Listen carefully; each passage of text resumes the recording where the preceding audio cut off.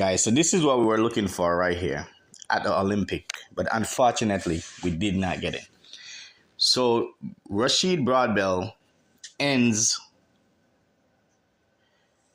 Grant Holloway undefeated season because this guy haven't been beaten. It was just awesome. But Rashid Broadbell is what my prediction was for the Olympic, but unfortunately, he peaked at a little bit later time. So I guess they're going to work on peaking for championship a little bit different coming next season because he just peaked a little bit late. You know, a couple weeks late, he peaked. So right now, Grant Holloway peaked at the right time, and that's the reason why he was able to win the race at the Olympic.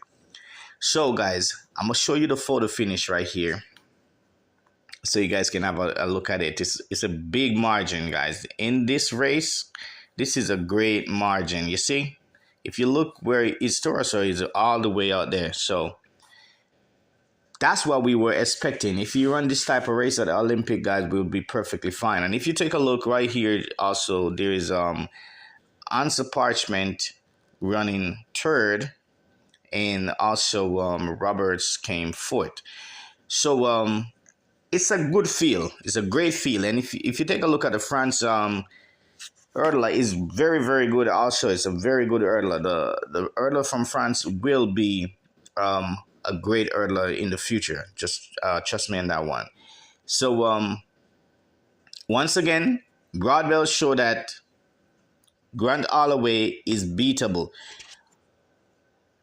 Broadbell beat Grant Holloway more than Answer Parchment though. So Broadbell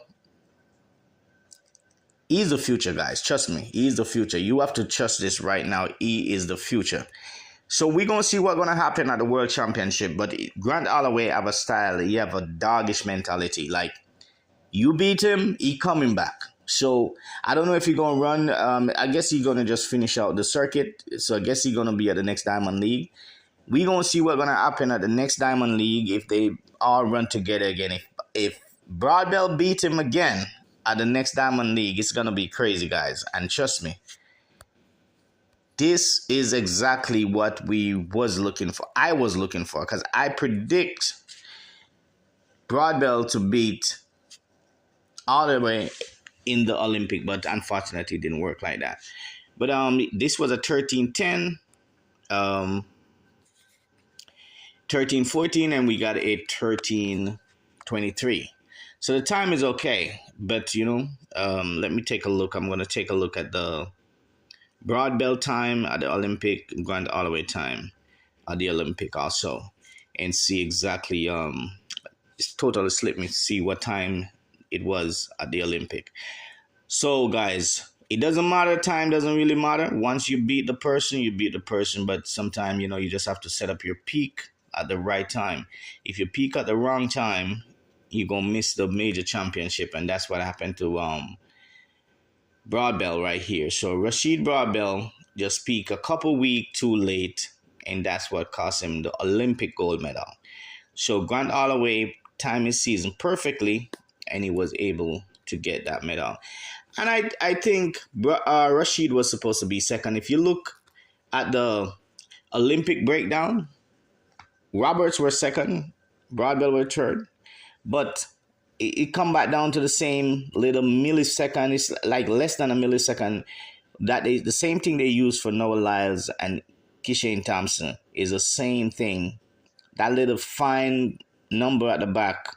That's not even the millisecond, because right here the millisecond is the 10th right behind the 13, but they have another count behind that number there, another smaller one that make up the millisecond. I forgot what they call that, but that one is what they use to determine that Broadbell was supposed to be in third place. So Kishane Thompson was determined by the same thing, and Broadbell was determined by the same thing when it comes to second and third.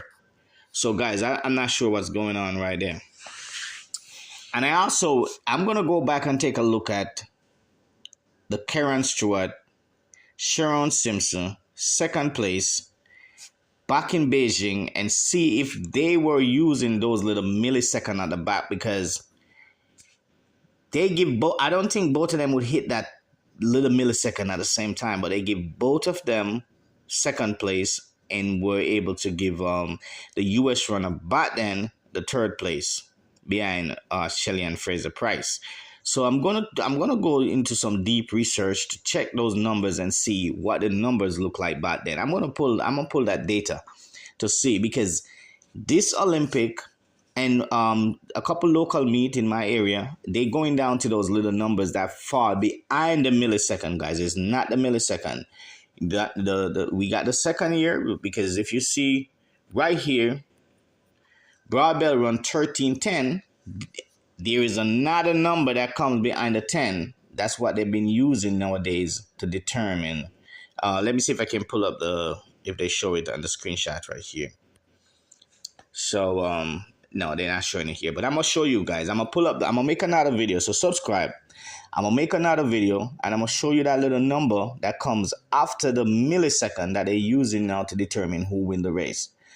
Once again, thank you for watching this video and have a great day. Subscribe so you can see the next video. I'm gonna pull the data from Beijing for the Sharon Simpson, Karen Stewart second place that they gave them, just because they want to give third place to the U.S. runner.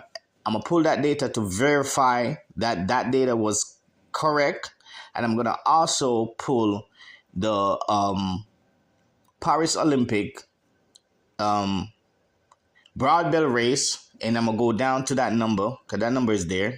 I see it before. I look at it the other day.